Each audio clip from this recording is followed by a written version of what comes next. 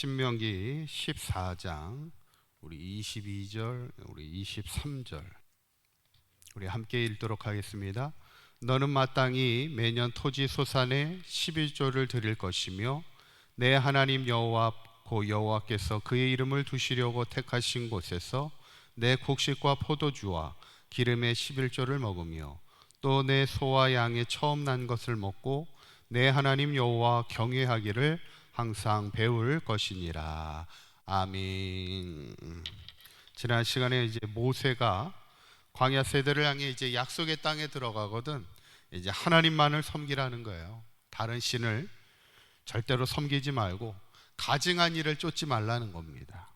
어쩌면 우리가 이 시대를 살아갈 때 참 다른 신들이 많이 있습니다. 하나님 말고 섬기고 따를 우상들이 많이 있고 또 이 세상에 참 많은 가증한 일들이 많이 있음을 보게 될 때 우리 믿는 성도들이 세상의 어떤 풍조나 유행을 쫓아 살아가기보다는 오직 하나님의 말씀을 따라 하나님만을 따라 살아가는 하나님의 백성들이 되어야 될 줄 믿습니다. 오늘 모세는 이제 광야 세대를 향해서 11조에 대한 규례를 이제 가르치는 말씀입니다. 11조 훈련을 하는 거죠. 왜 11조를 해야 하는지 또 어떤 복이 있는지 말씀하고 있습니다. 첫째는 11조는 하나님을 경외하는 것입니다.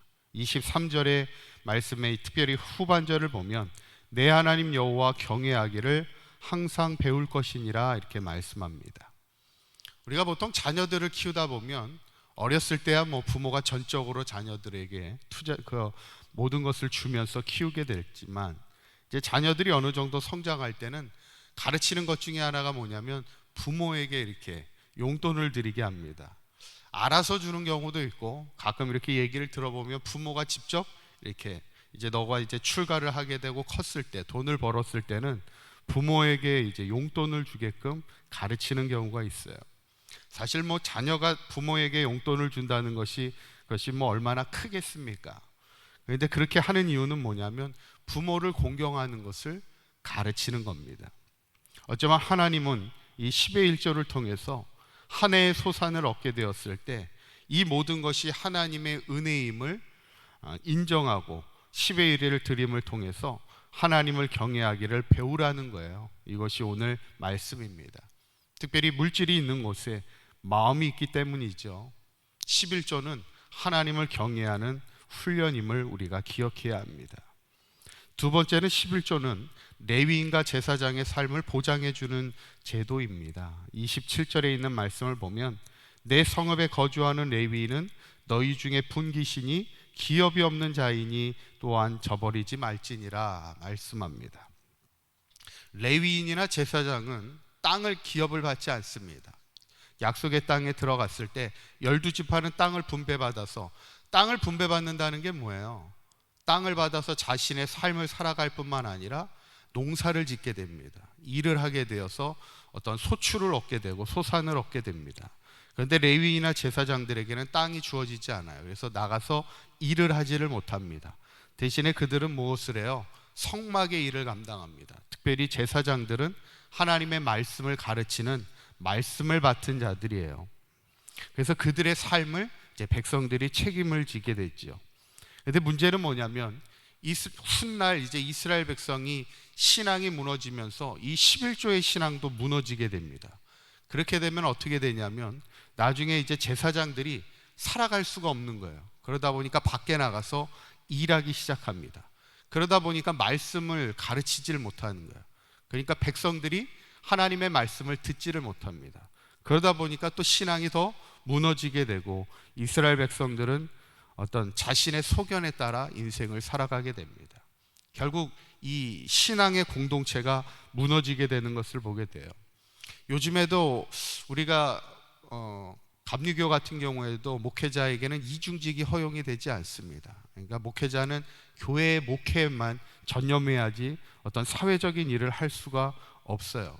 그런데 사실 작은 교회들은 이제 생계가 되지 않다 보니까 목회자들이 이제 다른 직업을 갖게 되는 경우들이 있어서 과연 목회자의 이중직에 대해서 어떻게 해야 되는지 그런 거에 대한 이야기들이 많이 회자가 되는 것을 보면 사실 안타까운 부분입니다. 목회자는 말씀에 대한 준비, 말씀을 맡은 자로서 말씀을 가르치고 성도들을 돌보는 일에 이제 최선을 다해야 되는데, 그렇지 못하게 될 때 성도들이 믿음 안에 서지 못하게 되고 결국 그 악순환이 계속되게 된다는 거예요.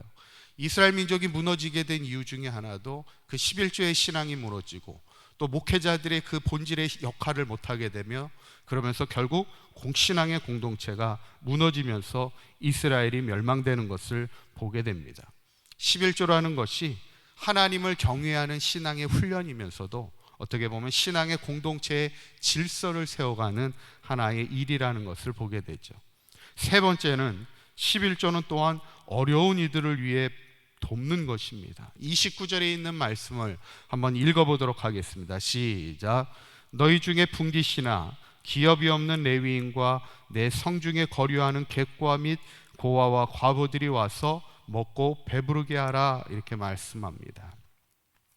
이 11조는 매년 드리는 11조는 아니고 3년에 한 번씩 11조를 더 드리게 됩니다. 기본적으로 드리는 것 외에도 3년에 한 번씩 11조를 더 드리게 되면 이것을 가지고 성중에 거류하는 객이나 고아나 과부에게 그들에게 베푸는 겁니다. 어떻게 보면 구제하는 일에 쓰임받죠.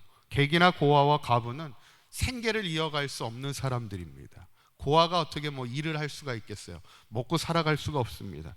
그래서 그것을 책임져 주는 그런 것을 하게 되는 겁니다. 어쩌면 신앙이라는 것이 내 개인의 신앙에만 머무는 것이 아니라 교회 공동체를 세워가는 것이고, 또한 사회 공동체를 세워가는 것도 함께 세워가는 것입니다. 그리하면 어떤 복이 있습니까? 29절에 보면 후반부에 이런 11조의 신앙으로 살아갈 때, 그리하면 내 하나님 여호와께서 내 손으로 하는 범사에 내게 복을 주시리라, 이렇게 말씀합니다. 하나님을 경외하는 신앙으로, 또한 교회를 세워가며 또 이웃을 사랑으로 세워가는 그런 사회 공동체를 세워가는 신앙의 삶을 살아갈 때 하나님은 우리의 손으로 하는 범사에 복을 주시겠다, 이렇게 말씀하는 것을 보게 되죠. 저는 바라기는 우리 사강교회 모든 성도님들이 기왕이면 10의 1조를 드리는 신앙으로 온전히 서서 하나님을 경외하는 신앙으로 설 뿐만 아니라 내 신앙의 고백을 통해서 교회 공동체를 바로 세워가고 또 이 사회의 어려운 이들을 세워가는 일에 함께 협력할 때 우리의 삶이 복이 되어서 한평생 마음껏 하나님의 영광을 위하여 쓰임받는 삶을 살아가는 저와 여러분들의 삶이 되시기를 주님의 이름으로 간절히 축원합니다. 기도하시겠습니다. 고맙고 감사하신 하나님, 오늘 11조의 규례를 보면서 우리가 늘 하나님을 경외하는 신앙 가운데 살아가게 하시고, 또한 내 자신의 신앙뿐만 아니라 교회 공동체를 세워가며 사랑으로 이웃을 세워가는 일에 힘쓰게 하여 주시어서 우리의 삶이 복이 되게 하시고 우리의 손으로 하는 범사에 하나님의 복을 누리며 한평생 하나님의 나라를 위하여 마음껏 쓰임받는 사강교회 모든 성도들 되게 하여 주시옵소서. 우리 주 예수 그리스도의 이름으로 기도하옵나이다. 아멘.